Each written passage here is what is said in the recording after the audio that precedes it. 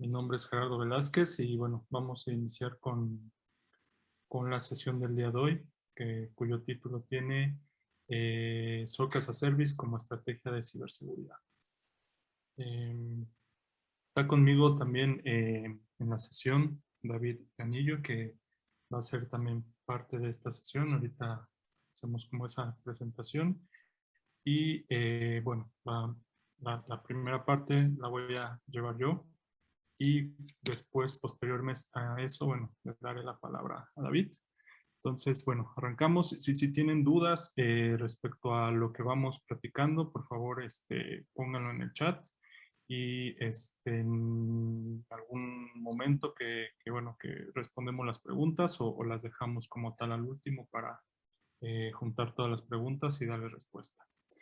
Bien, entonces, bueno, la agenda del día de hoy es, bueno, ahorita presentar a los proponentes, hablar un poco más acerca de White Shield. Se tocará un poco el panorama global en temas de ciberseguridad y de México, el panorama respecto a phishing y malware, cuáles son los costos de recuperación de un ataque, y bueno, el tema principal que es SOC as a Service, que es esto y al final dejamos el tema de preguntas y respuestas y hacemos una pequeña dinámica para poderse ganar las licencias que nos está otorgando Trend Micro, que son licencias para seguridad en el hogar. Bueno, acerca de los ponentes, como ya había comentado, mi nombre es Gerardo Velázquez, yo soy director general de White Shield y conmigo está David Anillo, que es MSP Channel Manager en Trend Micro. Bueno, ¿qué es White Shield? Somos una empresa que ofrece soluciones, servicios y programas enfocados en 4 pilares de seguridad. El primer pilar va enfocado al tema de App Security, el cual va relacionado al tema de desarrollo seguro y buenas prácticas al momento de construir aplicaciones. La segunda parte, el segundo pilar, va relacionado a todo el tema de Cloud Security y cómo podemos monitorear y detectar también amenazas dentro de toda la parte o ecosistema cloud. Principalmente trabajamos con AWS y Azure. El tercer pilar es User Security. Este va relacionado a la protección desde el punto de vista de los colaboradores y empleados y cómo protegemos desde su entorno y su ambiente toda la parte de amenazas. Y el cuarto pilar va relacionado al tema de Organization Security, que es cómo hacemos implementación de frameworks y certificaciones dentro de toda la organización, llámese PCI, llámese NIST, llámese SOC, llámese ISO 27000. Son los 4 pilares que tenemos dentro de White Shield y con lo cual pues, hacemos una oferta 360 de todos nuestros servicios, soluciones y programas. Bien. Entrando ya un poco más en materia y de lo que vamos a hablar respecto a esta sesión. Todos nosotros los que estamos aquí, bueno, conocemos justamente lo que ha venido siendo todo el tema del 2020 y el 2021, los cambios que hemos tenido en el entorno laboral y que esto ha ocasionado o ha proporcionado a los ciberdelincuentes pues nuevas oportunidades para ejecutar los ataques. Hablando un poco del panorama general, estas son información o datos extraídos de 2 estudios, el primero relacionado en Sophos y el segundo de IBM, de los cuales, bueno, dice que el 51% de los gerentes de TI que fueron impactados por un ransomware, de este 51%, el 73% de las veces se logró encriptar sus datos. Los principales vectores de ataque a nivel mundial fueron a través de web, a través de correo y a través de software. Y los principales tipos de ataque a nivel mundial fueron a través de phishing mediante correos, a través de código malicioso y a través del exploit de software. Y el costo promedio que toma recuperarse de un ciberataque al día de hoy o basado en este estudio de IBM es de 3.86 millones de dólares. Y más adelante en la charla vamos un poco a desglosar justamente este monto, cómo se calcula y de dónde se obtiene y cuáles son las prácticas que se han visto que permite reducir este impacto en cuanto a ciberataques. La perspectiva, un poco la perspectiva en México. Dice que el 87% de las organizaciones que fueron víctimas de un ciberataque tenían en ese momento todas las actualizaciones realizadas. Esto de un global del 96%. Esto que nos dice, bueno, que regularmente escuchamos que, bueno, hay que estar constantemente haciendo la actualización de software, tanto en equipos personales, equipos de cómputo como a nivel servidores, y que si bien esto ayuda a minimizar el riesgo, esta métrica nos dice que no es la única forma de minimizar en su totalidad el riesgo y que aún haciendo este tipo de prácticas, bueno, podemos ser sujetos a este tipo de ataques. Luego vemos que en la anterior veíamos que el costo promedio de recuperarse de un ataque es de 3.86 millones. Bueno, vemos que en el caso de América Latina, que es un conglomerado de México, Colombia, Argentina y Chile, el costo promedio es de 1.8 millones de dólares. Y vemos que la Unión Internacional de Telecomunicaciones, en su índice global de ciberseguridad, ubica a México en el lugar 52 y cuarto en el lugar en el continente americano. Y cuando vamos a temas ya un poco más locales, vemos que la Guardia Nacional del 2018 al 2020, la mayor incidentes que ha tenido son alrededor de estos 4. El primero que es divulgación no autorizada de información, ataques de fuerza bruta, sitios web fraudulentos a través de phishing e infección por código malicioso a través de malware. Tocando el tema de phishing, bueno, es esta práctica a través de cual se mandan correos tratando de obtener información o tratando de hacerse pasar por alguna persona. En el 2020, bueno, el FBI dijo que este era el tipo de ataque o ciberataque más común. Y vemos un poco de métricas, ¿no? Durante el COVID. ¿Qué es lo que ha pasado durante el COVID? Vemos que el número de incidentes que se ha visto alrededor de COVID y justamente alrededor de temas de phishing, durante el primer semestre del 2020 llegó a casi 9 millones de detecciones, siendo Estados Unidos el primer país que está detectando este tipo de ataques. Y vemos que, bueno, en segundo lugar está a través de URLs y el tercer lugar a través de malware. Cuando entramos un poco en la anatomía de estos tipos de ataques a través de phishing, vemos que en su mayoría este tipo de correos vienen con un adjunto o con un link, ¿no? De tal forma que el ataque, bueno, trae este tipo de información intentando que la persona pueda acceder al link o descargar el archivo adjunto. Y vemos que a través de links, bueno, esto justamente pues, propicia a tener sitios que parecen muy reales y que justamente el phishing es, si bien no es una práctica que requiere mucho conocimiento técnico, el tema de phishing pues es algo que usa mucho el tema de la psicología y a través de ingeniería social y en temas como pues lo relacionado al COVID, donde la gente, bueno, pues justamente está llena de noticias, pues hace muy fácil que recibir un correo con este tipo de información que vemos aquí, pues haga que las personas caigan mucho más a menudo en este tipo de ataques, ¿no? Y vemos que a nivel de los adjuntos que se mandan a través del phishing, el tipo de archivo más común que va a estar llegando en este tipo de correos es el PDF. Con lo cual, bueno, pues es un tipo de archivo que usamos bastante en nuestro día a día.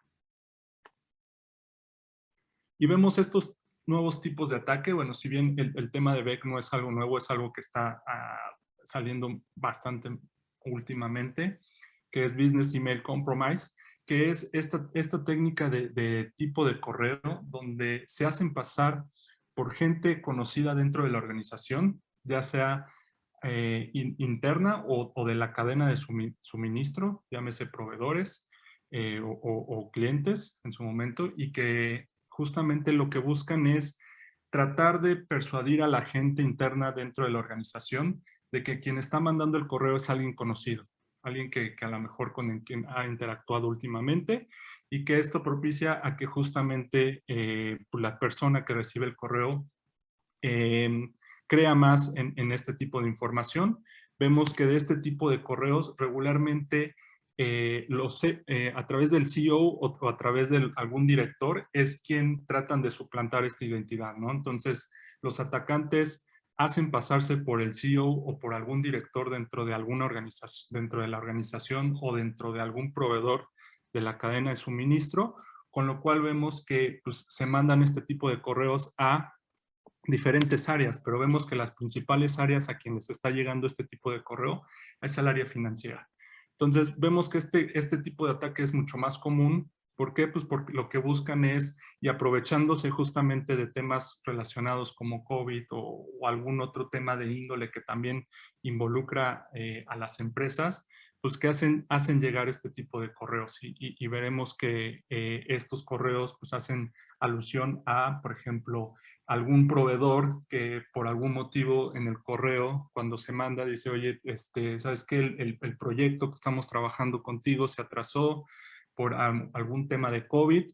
Mira, te mando el nuevo plan de trabajo adjunto en PDF o entra este link para que puedas ver la información y eso hace que la persona que lo recibe, al ver que el correo está llegando de alguna persona que es conocida, bueno, eso hace que la gente justamente caiga mucho más común en este tipo de ataques. Y bueno, vemos que a raíz de justamente la pandemia se han borrado como estos límites entre el trabajo y la vida privada, ¿no? Vemos que al día de hoy, pues, con el trabajo remoto, pues muchas veces mezclamos estas dos cosas y muchas veces usamos las computadoras tanto personales para temas laborales y viceversa, pero también hacemos uso de servicios de Internet dentro de la casa. Entonces, esto también, pues, por lo tanto, ha provocado que tengamos, pues, mucho más este tipo de ataques porque la comunicación ya no es tan directa. Entonces, cuando recibimos un correo como lo que mencionábamos anteriormente de Beck, pues eso hace que la gente, al no tener comunicación directa, por ejemplo, con el CEO o con algún director, tanto de la organización interna como de algún proveedor, pues hace que la gente justamente al tener como barreras de comunicación directa que antes teníamos directamente en la oficina, pues sea mucho más susceptible a que la gente caiga en este tipo de ataques.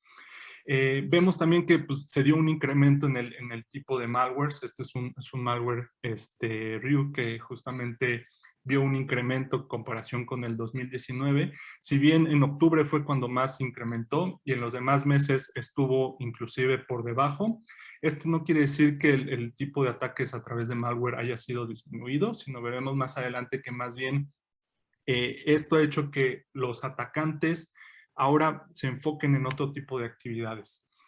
El promedio de rescate de este malware llamado ransomware, llamado Ryuk, en el último cuarto del 2019 era alrededor de $800,000 y en el primer cuarto del 2020 ascendió a 1.3 millones de dólares lo que pedían de rescate. Y vemos que esto, lo que mencionaba en la slide anterior, pues se da que estos grupos han empezado a atacar empresas privadas en lugar de empresas públicas, ¿no? Si bien anteriormente se veían que este tipo de malware y de ransomware se enfocaban en empresas públicas, a raíz de todo este acontecimiento y de que justamente se da el trabajo remoto, se dan mucho más ataques ahora a empresas privadas. Y vemos nuevos modelos de negocio que ofrecen los criminales como el ransomware as a service, como el de este destampado que justamente, bueno, lo ofrece en la dark web, pues por montos mínimos, ¿no? En este caso $39 y tenías justamente todo el kit para ejecutar tu propia campaña de ransomware. Vemos también que el malware ahora va más enfocado pues, a dispositivos en casa. Vemos que en esta gráfica vemos que el número de vulnerabilidades que se detectó o sí que se detectaron a dispositivos de VPN incrementó considerablemente a raíz de la pandemia. Vemos también el número de parches que ha sacado Microsoft en los últimos días y semanas y meses ha incrementado considerablemente a comparación de los años pasados. Y vemos también que se ha venido pues tratando de vulnerar otro tipo de software usado pues dentro de las organizaciones para el trabajo remoto. Por ejemplo, el tema de para las conferencias tipo Zoom, que hubo un concepto que le llamaban Zoom Booming, en el cual usuarios no deseados se metían en las conversaciones que estaban en curso. Y otro tipo de aplicaciones que también sufrieron ciberataques como Slack y Discord. Y vemos el incremento a dispositivos también dentro del hogar, ¿no? Vemos a los routers, que son también dispositivos que nos dan pues, los proveedores de servicio, que se vio un incremento también en el ataque y en las vulnerabilidades explotadas durante el 2020. Ahora analicemos un poco cuáles son los motivos y causas de estos ataques. En este estudio, justamente hecho por IBM, mencionaba que el principal motivo de los atacantes pues, era económico, ¿no? Buscaban una retribución económica para poder lanzar estos ataques. Después había un tema de países y después venía pues, el tema de hacktivismo y bueno, había un 21% que era desconocido. Y cuando vamos un poco más a las causas que dieron efecto a que las empresas tuvieran este ataque, vemos que los dos principales con 19% pues se comprometieron los accesos, ¿no? Accesos a los sistemas o dentro de la organización.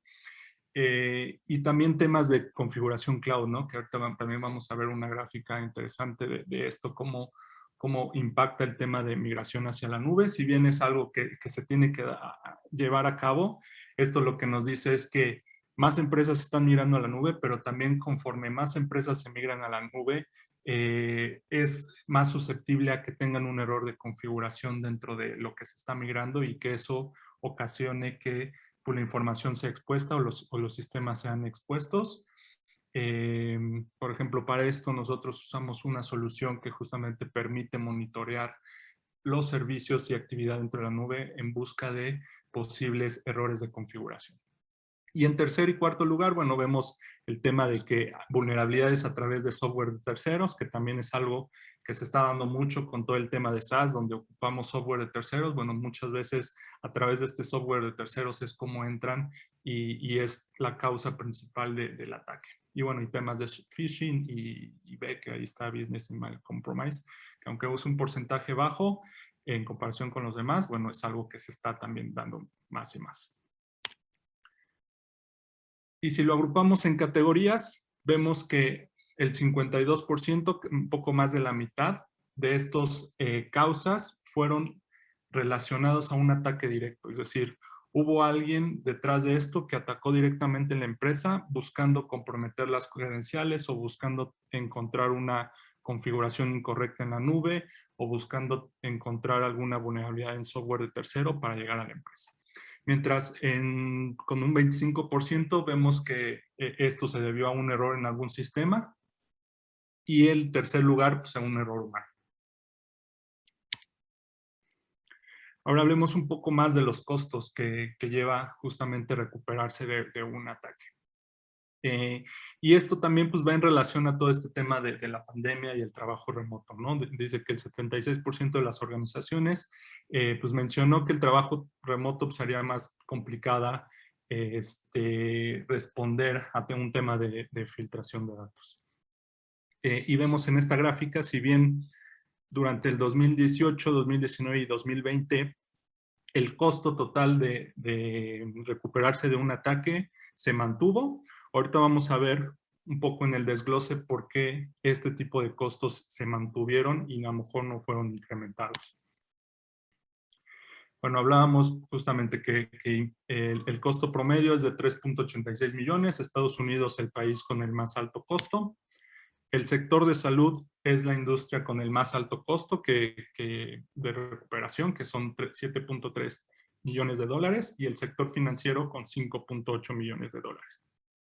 Y aquí vemos datos un poco más interesantes. Vemos que el tiempo promedio para identificar y contener una amenaza es de 280 días, donde 207 días pasa para poder identificar y 73 días para contener. Estamos hablando de que pasa bastante tiempo desde que se dio el ataque hasta que la empresa se puede recuperar al 100% de este ataque.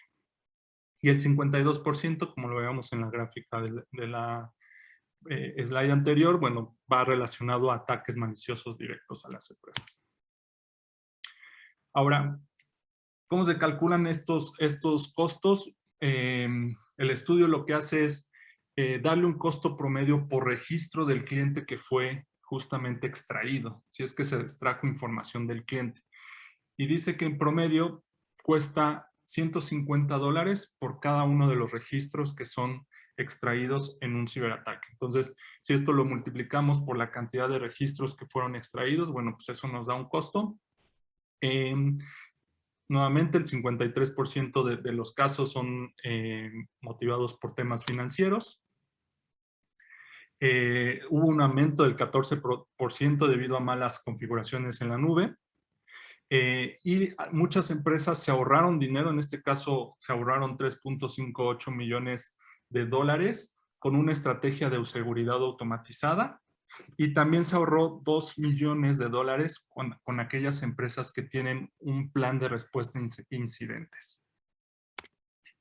Si vemos el tipo de registros que son comprometidos durante una brecha, vemos que el principal tipo de registro que se extrae durante un ataque es información que permite identificar a los clientes de las empresas, y después viene el tema de propiedad intelectual, datos de los clientes anonimizada, y otros datos dentro de la empresa, ¿no? Y por último, pues, la información que permite identificar a los empleados.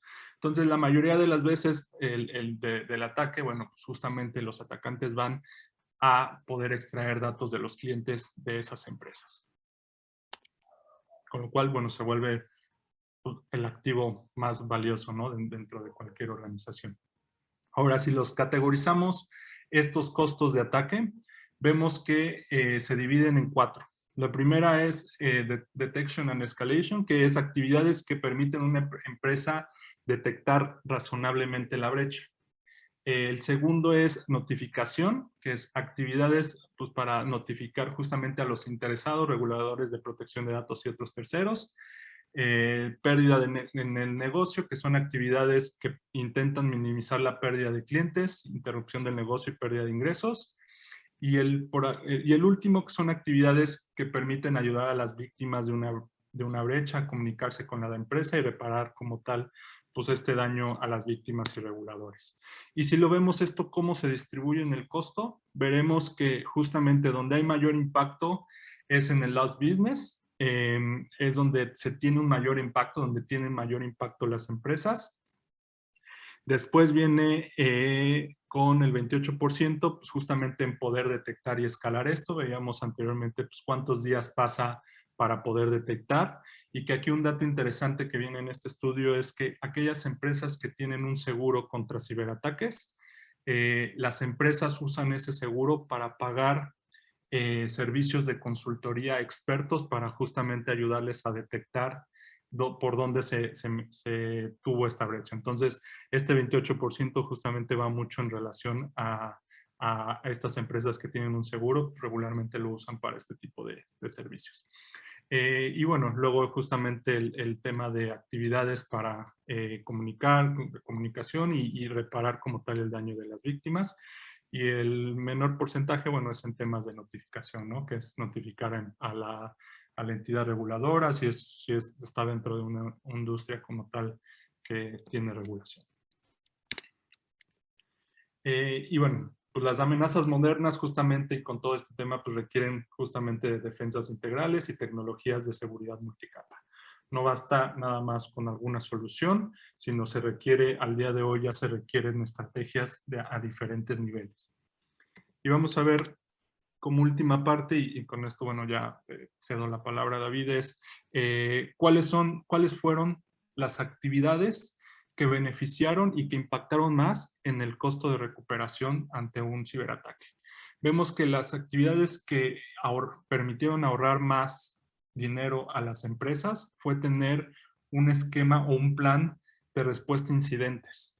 Y aparte probado, ¿no? Entonces, aquellas empresas que tenían un plan de respuesta a incidentes son las que permitieron ahorrar más en recuperarse ante un ataque, mientras que el factor que influyó más en poder recuperarse era el tener sistemas de seguridad complejos, ¿no? Entonces, aquí podemos ver, bueno, pues cuáles son como las mejores prácticas o las actividades o tareas que permiten a las empresas reducir el impacto de recuperarse en verde y cuáles son aquellas que, bueno, han impactado mucho más a las empresas. Si bien vemos aquí, por ejemplo, temas como de fuerza de trabajo remoto, que va todo este tema de trabajo desde casa, también vemos el tema de migraciones a la nube. Si bien todo esto impactó, también son temas que, bueno, se están dando y se tienen que dar y las empresas tienen que justamente trabajar alrededor de todo esto. Y, bueno, con eso finalizo mi parte. Le cedo la palabra a David. Muchas gracias, Gerardo. Nada más voy aquí rápido a compartir la pantalla. Y listo. Pues bueno, nuevamente muchísimas gracias. Un gusto a todos. Como me presentó Gerardo en el principio, yo actualmente me desempeño como Speech Channel Manager de Trend Micro. Y pues estoy aquí para hablar un poquito acerca del contexto como tal, ¿no? Ahorita revisamos con Gerardo información interesante de panorama, el contexto de las amenazas, los riesgos que tienen cualquier incidente, los costos principalmente, y hablando puntualmente de México. Y yo les voy a platicar un poco más sobre la estrategia de seguridad que podemos usar para disminuir los riesgos y optimizar la seguridad, ¿no? Muy de la mano de lo último que estuvo platicando Gerardo. Esto muy enfocado en una estrategia de SOC y puntualmente una estrategia de SOC as a Service, ¿no? Como pueden ver en el título. Ahora, para dar un poquito de contexto, y me voy a focalizar mucho en el tema de las pymes porque son las empresas, son las empresas que más necesidades pueden llegar a tener hablando de estrategias de seguridad, ¿no? Y que por temas de equipo, presupuesto, etcétera, no cuentan o a lo mejor no conocen las herramientas que tienen a disposición para poder atacar esas necesidades de seguridad. Entonces, ¿cuáles son los retos de los pymes? Sí, aquí podemos decir pymes, también podemos hablar de empresas generales, ¿no? Grandes, etcétera. Y tienen dos puntos principales, ¿no? A los cuales se van a enfrentar siempre y que los ponen en muchos casos en puntos vulnerables, que es el exceso de ruido y la escasez de personas. ¿No? En exceso de ruido principalmente es porque cuentan con muchas soluciones y principalmente muchas soluciones de diferentes vendors, ¿no? Entonces, esto se vuelve un mar de alertas, ¿no? Un mundo de alertas y notificaciones, y existe una falta de centralización de esas mismas alertas que hace en muchos casos muy difícil de manejar la información y de darle sentido a esa información. En cuanto a la escasez de personas se refiere, pues bueno, ese es un mal creo que todos en el área de ciberseguridad conocemos y estamos familiarizados, en el cual se da una escasez de recursos, ¿no? Existen muy pocos recursos con especialización en ciberseguridad. Si llegan a existir son en muchos casos pues muy caros, ¿no? Si tienen o si se llegan a redesarrollar recursos de seguridad dentro de la empresa, normalmente tienen poco o nula capacidad de respuesta a incidentes, ¿no? Hablando de incident response, hablando de toda la parte de una estrategia de lo que vendría siendo el software. Y no hablar, ¿no? Sin mencionar del tema de cobertura, ¿no? Que no tengan la capacidad de cubrir o de monitorear en un esquema, por ejemplo, 24/7, ¿no? Y eso, si nos manejamos de un esquema en el cual se puede monitorear a lo mejor nada más entre semana o algunas horas de la semana, pues eso al final va a generar gaps, ¿no? De información, de visibilidad.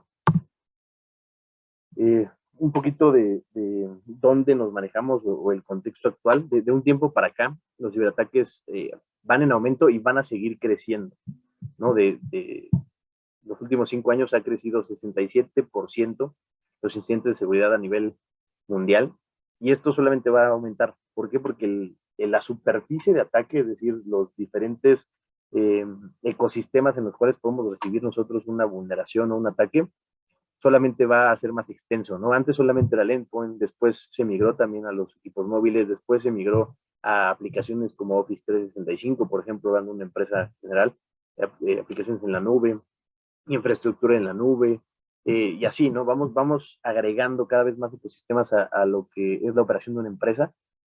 Y sí está perfecto, nos ayuda a hacer más, optimizar la operación, a crecer. Sin embargo, esto viene o conlleva riesgos adicionales, ¿no? Entonces tenemos que estar conscientes también de ese aumento y ese constante aumento en la superficie de ataque. Y tristemente, a pesar de que tengamos pues, un enfoque de seguridad como tal, eh, simplemente con que una amenaza, ¿no? En general una, pase o no sea detectada por nuestros controles de seguridad, vamos a estar en 100% en riesgo, ¿no? Entonces, es importante tener una estrategia preventiva de seguridad por si se llega a tener algún incidente, saber qué hacer. Que es justo parte de estos últimos datos, ¿no? Para muchas empresas una brecha de seguridad es en muchos casos casi inevitable, incluso con la mejor y controles de seguridad más robustos, y teniendo una seguridad preventiva, eh, no es suficiente, ¿no? Y como muchos sabemos, no todas las amenazas pueden ser detenidas en general. Como han demostrado las recientes amenazas, entre más tiempo tome detectar y responder contra un incidente, más severas van a ser las consecuencias de ese mismo incidente, ¿no? Entonces, es fundamental el tiempo que nosotros nos tomamos en poder detectar y responder a una amenaza, porque puede ser o puede ejecutar mucho daño, ¿no? Por ejemplo, hablando de un ransomware, si lo detectas incluso antes de que empiece a ejecutar su actividad maliciosa, está perfecto, ¿no?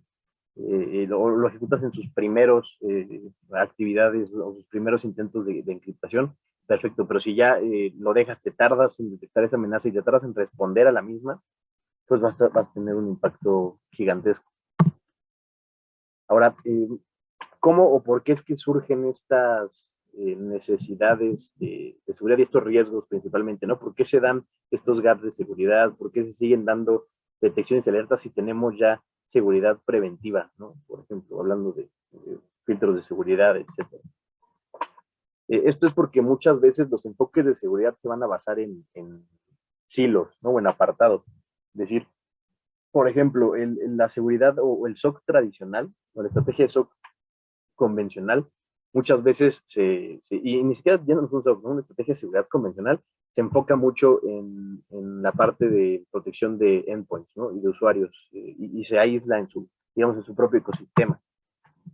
Y después tenemos otra vista o otro panorama enfocado en la parte de aplicaciones en la nube, por ejemplo, ¿no? Que nos van a generar alertas y notificaciones ahí, que en muchos casos ni siquiera contamos con un nivel de seguridad adicional para ese tipo de aplicaciones, ¿no? También contamos con visibilidad limitada en muchos casos de amenazas que afectan, por ejemplo, la parte de servidores, cargas de trabajo que tengamos en la nube, etcétera. No sabemos si contamos o los podemos tener visibilidad de toda esta infraestructura, y si la tenemos, probablemente sea a través de una herramienta, ¿no? Y tengamos una herramienta en protección de servidores, una herramienta para la seguridad a lo mejor de aplicaciones en la nube, ¿no? Que muchas veces la seguridad que viene por default, y una herramienta para protección de endpoint, ¿no? En donde a lo mejor sí tenemos algo de detección y respuesta.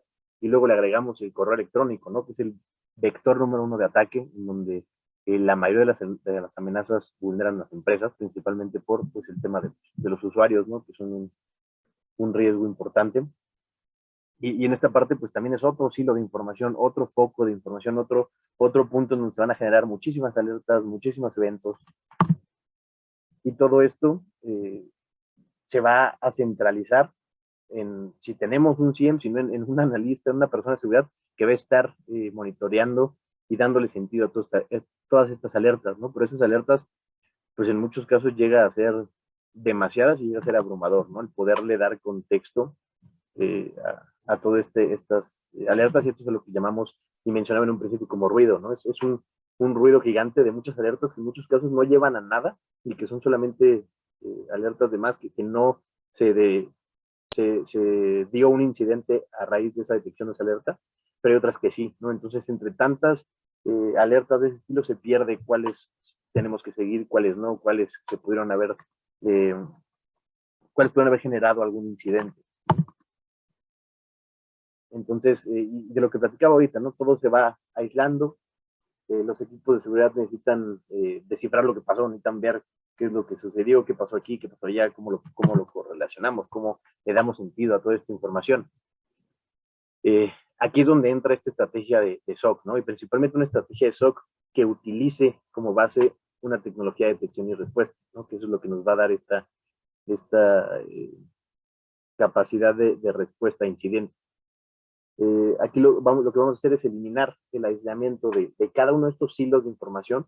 Podemos homogeneizar toda la seguridad, ¿no? En una misma plataforma y en lugar de alertas que nos generan ruido y que nos generan en muchos casos notificaciones sin sentido, pues ya darle sentido a las alertas, poderlas correlacionar y poder contar la historia detrás de una detección, ¿no? Eso es realmente lo que buscamos con este enfoque de SOC con la tecnología de detección y respuesta. Y bueno, aquí nada más contextualizar un poquito el término de XDR.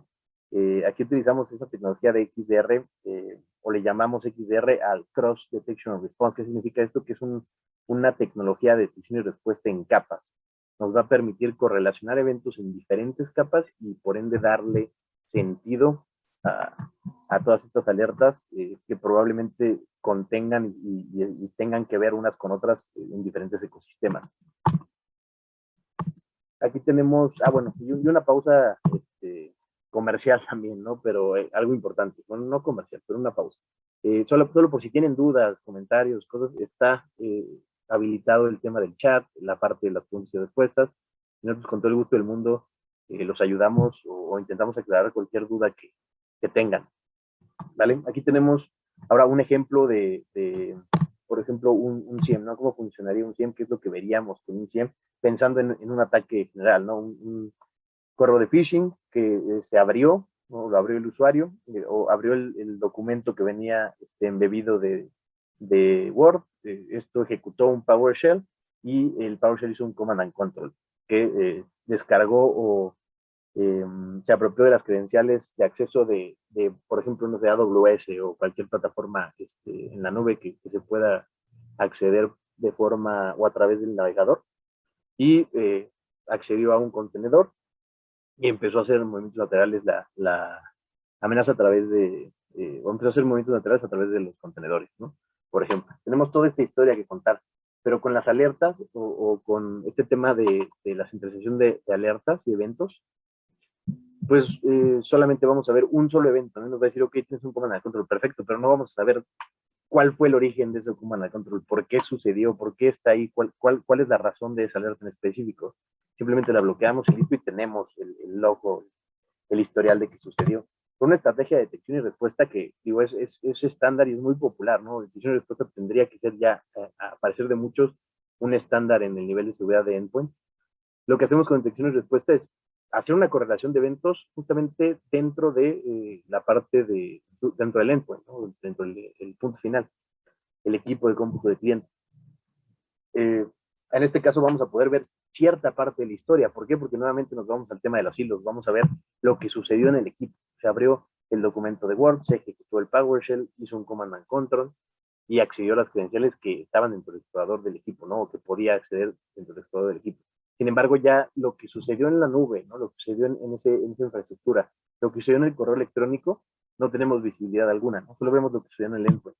Perfecto, pero de ahí seguimos sin una visibilidad tan grande o tan completa. Y lo que tendríamos con un enfoque de XDR, ¿no? Que sería la base tecnológica para una estrategia de SOC como tal, o SOC con XDR, sería ya poder contar la historia completa. ¿Por qué? Porque vamos a correlacionar los eventos de los diferentes ecosistemas, ¿no? De los diferentes ambientes, para correlacionar desde el inicio en el buzón de correo, eso que detonó, a raíz de qué archivo, cuál fue la acción que se dio, etcétera, hasta llegar al punto en el que ya podemos contar la historia detrás de esa primera detección o de esa primera alerta. Entonces, esto es lo que buscamos con este tipo de estrategias, poderle tener una visibilidad muy grande del ecosistema y poder hacer un filtrado y darle sentido a toda esa información que muchas veces tenemos, pero no podemos interpretar. Ahora, yéndonos al origen, ¿no? De este tema de la estrategia y analizando un poquito el tema de SOC, ¿no? Que creo que todos estamos familiarizados con este tema, pero es importante.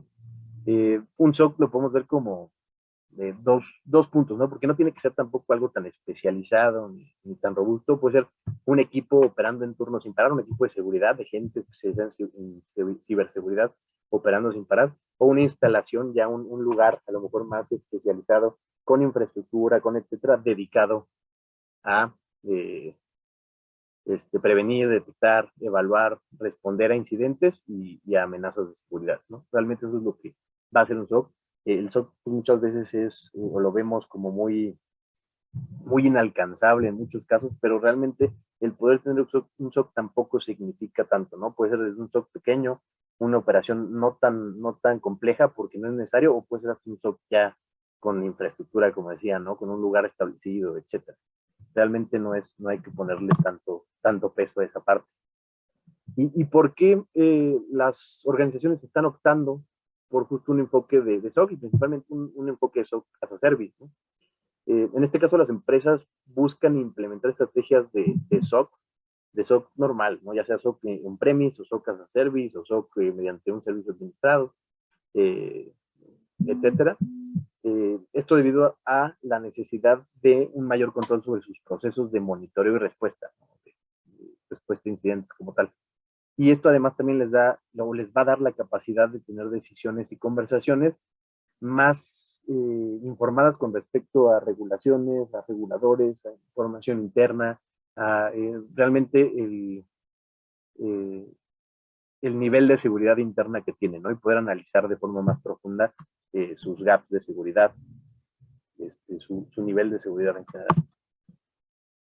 Ahora, un ejercicio interesante que hicimos con la tecnología que utilizamos como base para la entrega de los servicios, para la entrega de las capacidades de detención y respuesta y por ende de SOC como tal. Hicimos un ejercicio tomando información de los diferentes sensores en diferentes capas de la parte de seguridad. Bueno, no, en general, en primera instancia fue general, ¿no? De todos los logs que se generaban, ¿no? En este caso, detectamos en un periodo de 24 horas, en una empresa de 1000 dispositivos, ¿no? Una empresa no tan grande, pero tampoco tan pequeña, detectamos 137 millones de logs en 24 horas. De esos 137 millones los pasamos por una capa de análisis, no una capa de análisis de seguridad, sino una capa de análisis general, ¿no? Que nos dé cuáles serían los incidentes más prioritarios. Y justamente detectamos que 40 millones de esos logs eran identificados como información valiosa para algún tipo de análisis. Después llevamos a cabo otro filtro de toda esa información y 95,000 logs de detecciones que normalmente, se filtraron 95,000 logs que normalmente se irían a un 100, ¿no? Entonces, imagínense, en 24 horas, en una empresa de 1000 nodos, estarías recibiendo 95,000 logs que tienes que darle sentido, ¿no? De 95,000 alertas que tienes que ver de qué son, para qué son, de dónde vienen, hacia dónde van, etcétera, ¿no? Después de esto hicimos ya una ronda de filtrado mediante analítica de inteligencia para intentar identificar actividades sospechosas, ¿no? Ya aquí yéndonos hacia el tema de seguridad como tal, ¿no? Y dentro de esta misma, y ya aquí en este primer filtro, digamos, esta primera ronda de filtros, cuando empezamos a utilizar ya la tecnología de detección y respuesta, ¿no? A nivel de endpoint, en cada uno de los hilos, correlacionar los eventos, para que ya llegando a un filtrado de XDR o centralizando ya el análisis de todos estos logs en un solo punto, gracias a la detección y respuesta, más bien a la correlación de eventos que pudimos hacer en cada uno de los hilos o ecosistemas que teníamos ambiente, ¿no? De nodes, de endpoint, etcétera, pudimos llegar a el maravilloso número de 3 alertas de alta fidelidad, ¿no? Alertas que ya venían con la historia contada detrás, con todas las demás cientos de miles de alertas detrás de esa detección, contándonos cuál era la causa raíz del incidente, ¿no? De dónde se originó, cómo se originó, si fue del endpoint, se movió lateralmente, etcétera, ¿no? Entonces, realmente esto es lo que nosotros vamos a poder hacer, no tener este nivel de visibilidad, de filtrado, de control de la información, todo de forma automatizada, todo de forma sencilla, y pues bueno, todo con el back de nuestros proveedores de servicio, ¿no? Que también es una parte muy importante en la oferta. Ahora, si quiero tener capacidades de monitoreo avanzada, necesito crear un SOC yo realmente en la empresa, hacerlo como les decía, ¿no? Existen pequeños, grandes, medianos. ¿Puedo hacer yo uno pequeño, interno? ¿Debería hacerlo? Pues realmente crear un SOC interno es caro, ¿no? Ya sea muy grande, muy pequeño, operativamente es caro mantener, consume tiempo, requiere un monitoreo continuo, ¿no? Para poder estar viendo, dando sentido a la información. Y esto, pues, para que únicamente sea efectivo, ¿no? Para que valga la pena la inversión. Por lo que en muchos casos las empresas deciden tener un SOC pues externo, ¿no? O este SOC lo buscan tercerizar, ¿no? Principalmente con proveedores de servicio o MSSPs, se conoce como el término, Managed Security Service Providers o proveedores de servicios de seguridad administrados, en este caso como WatchShield, ¿no? Que ofrece ese tipo de ofertas. Sabemos que hay mucho que tomar en cuenta a la hora de implementar un estrategia SOC y existen muchísimas alternativas, ¿no? El crear el SOC, el contar plataformas que nos permiten o herramientas que nos permitan crear o llevar a cabo operaciones de SOC sin tanto tema operativo, tercerizar todo el tema de una oferta de SOC, etcétera. Hay muchas ofertas en el mercado para diferentes necesidades. Y bueno, el enfoque de SOC as a Service es una muy buena alternativa si no cuentas con una capacidad de crear un SOC interno. Si tú tienes esa necesidad de seguridad, tienes un mundo, un mar de amenazas y de alertas que solamente va a ir creciendo, el tema de tercerizar la información del SOC es una muy buena alternativa, costo-beneficio.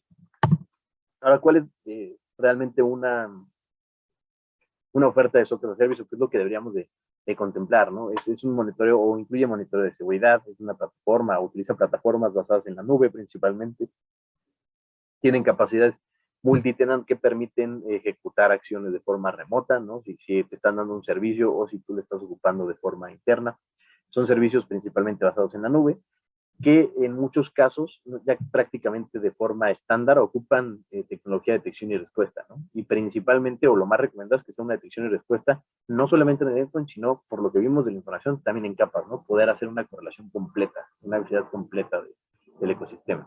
Y por último, pues bueno, tener la oferta o la posibilidad de contratar un servicio administrado, ¿no? De poder decir, ok, yo quiero tener un servicio de SOC, pero además quiero que me ayuden a administrar el servicio, para yo no tener que abrumarme con esa actividad y poder enfocarme en crecer el negocio, en la operatividad, etcétera.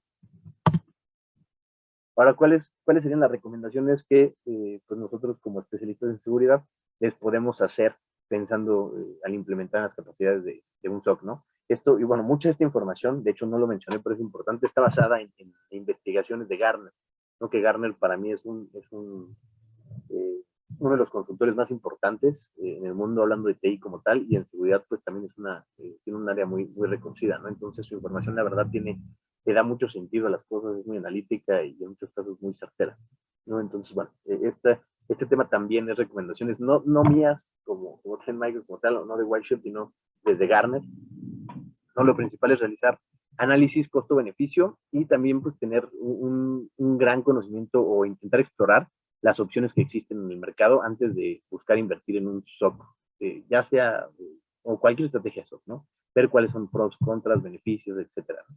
Y alinear los entregables o resultados que vas a obtener del SOC, ¿no? Ese beneficio que vas a tener con objetivos de negocio para que puedas definir métricas las cuales te van a usar para medir el performance del SOC, ¿no? Por decir, ok, esto cómo me va a ayudar al negocio y cómo esto lo puedo medir para ver si la inversión está siendo redituable, ¿no? Identificar funciones y valores críticos de la empresa y esos no tercerizarlos, ¿no? Como temas de información importante, áreas importantes, etcétera. Considerar la opción y este es un punto en el que hacemos un énfasis importante, ¿no? Y una recomendación importante por el tema del servicio, ¿no? De la tercerización, de poder centrarse en la operación, que es el considerar una opción de un MSSP, ¿no? Un Managed Security Service Provider, para cubrir esas necesidades de SOC y cubrir los gaps de seguridad, hablando de la parte operativa, ¿no? Poder tener un equipo operativo a lo mejor diario y complementar con tercerización del SOC para que la operación de seguridad la lleve tu equipo interno y que todo lo demás basado en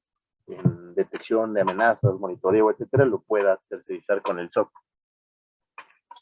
Y otra parte fundamental, ¿no? Que esto se viene repitiendo de muchos años para acá, que es el buscar poder retener el talento, ¿no? Buscar crear una estrategia para mantener a tus recursos y principalmente los recursos especializados en SOC, ¿no? Que son muy demandados, que es muy complejo mantenerlos y justamente por eso también el tema de la tercerización pues es muy recurrente.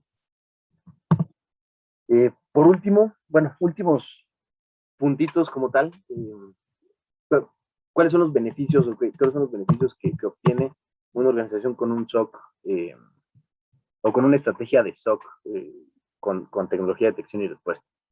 No, primero va a poder tener una detección correlacionada, ¿no? De los diferentes eventos, alertas más confiables y la capacidad de investigar actividades sospechosas, pues esto para hacerlo todo de forma centralizada, automatizada, y también en muchos casos es menos probable que las organizaciones sufran algún incidente con algún impacto crítico, ¿no? Entonces vas a tener menos incidentes porque vas a tener la capacidad de poder adelantarte o detectarlos desde un inicio, ¿no? También las organizaciones que se enfocan en una estrategia de XDR sufren menos ataques, principalmente porque detectan antes los ataques y los detienen de una forma más completa, ¿no? Como tal.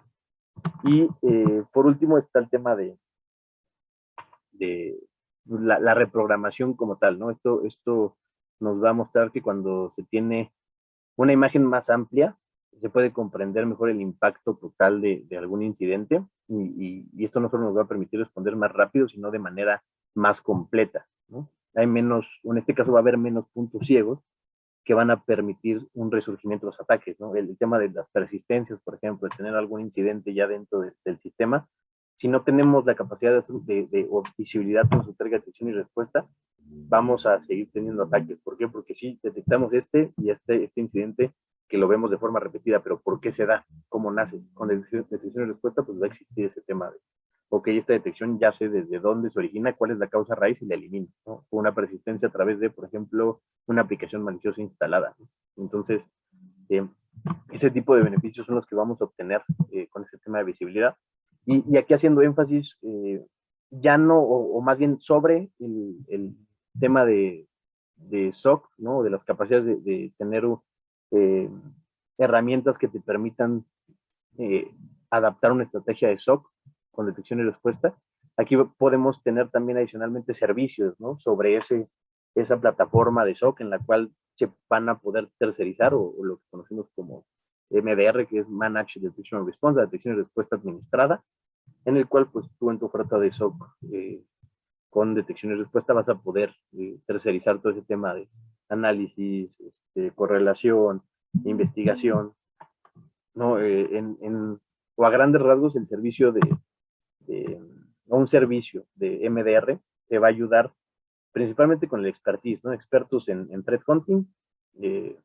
Esto va a ser, pues, estos expertos conocen los productos, conocen el funcionamiento de las soluciones a mucha profundidad y, pues, dado que tienen este conocimiento, pueden ayudar y verificar falsos positivos, por ejemplo, con exactitud, pueden utilizar técnicas más avanzadas de análisis, utilizan datos de amenazas adicionales, datos o indicadores de amenazas, por ejemplo, a nivel global, amenazas entre los mismos clientes, ¿no? Del servicio. Y esto resulta en un servicio más proactivo, ¿no? Y un servicio mucho más reaccionario. Las operaciones o la operación de personal 24/7, pues vemos que es bastante complicado. Y con un servicio administrado de detección y respuesta, pues vas a tener justamente capacidades de monitorear y detectar alertas en un periodo de hasta 24/7, ¿no? Depende obviamente de la oferta del proveedor de servicios, pero pues depende de lo que se contrate, se podría tener una oferta o un monitoreo de prácticamente todo el día, todo el tiempo, todos los días, ¿no? Y si se encuentra un incidente y ese incidente llega a ser complejo, Los investigadores también van a trabajar en esa investigación, en ese análisis de forma extensa y profunda, mientras se mantienen los datos de forma segura y permitiéndote a ti seguir operando en lo demás, ¿no? No vas a tener que mandar a todo el equipo a ver qué pasó y lo que sucedió y todo lo demás se para, sino tú sigues operando, sigues funcionando y todo el equipo que lo está tercerizando, pues se va a dedicar totalmente a hacer la investigación y a ver ya sea una amenaza crítica o no, ¿no? Que es lo importante. Y por último, van a poder desarrollar junto con el proveedor de servicios, en este caso que es un plus muy grande, van a poder desarrollar planes de incidentes o respuesta a incidentes, perdón, detallados, para que puedan tomar acciones de forma más rápida. También se puede hacer de forma remota y pues esto con base o basado en las plataformas tecnológicas y tecnología de Trend Micro. ¿Vale? Entonces, bueno, yo los invito a conocer más sobre esta oferta de SOC y las capacidades de SOC as a Service que tienen con White Shield, ¿no? Y que existen también en el mercado y que comiencen a adoptar un enfoque de seguridad basado en SOC sin los costos y trabajos operativos que normalmente eso conlleva. ¿Vale? Con esto me estaría despidiendo en mi contribución. No sé por ahí ya si agregamos algo más. Voy a dejar acá de compartir la pantalla nada más. Listo, sí, muchas gracias, David. Digo, prácticamente ya estamos sobre la hora.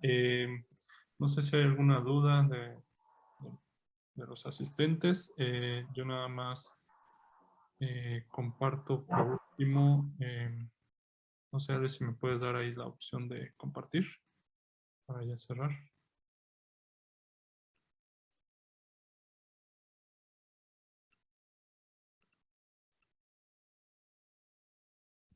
Vale, ¿estás por ahí? Ya lo veo. Gracias. Digo, invitarlos, estamos haciendo un análisis de seguridad sin costo justamente en relación a esta parte de buzones de correo electrónico y la postura de seguridad en esto en los endpoints, llámese endpoints, dispositivos, computadoras, laptops, ya sea Windows o Apple. Entonces aquí con el código de QR, bueno, pueden escanear y sobre eso pueden ahí llenar el formulario para que sobre eso podamos hacer este análisis de seguridad y justamente con esto que mencionaba David y la información mostrada, bueno, poder darles un reporte más detallado del día de hoy, donde puede haber brechas de seguridad enfocada en esta parte de los endpoints. Si no hay, digo, nada adicional o alguna pregunta de los asistentes, bueno, nada más que agradecerle.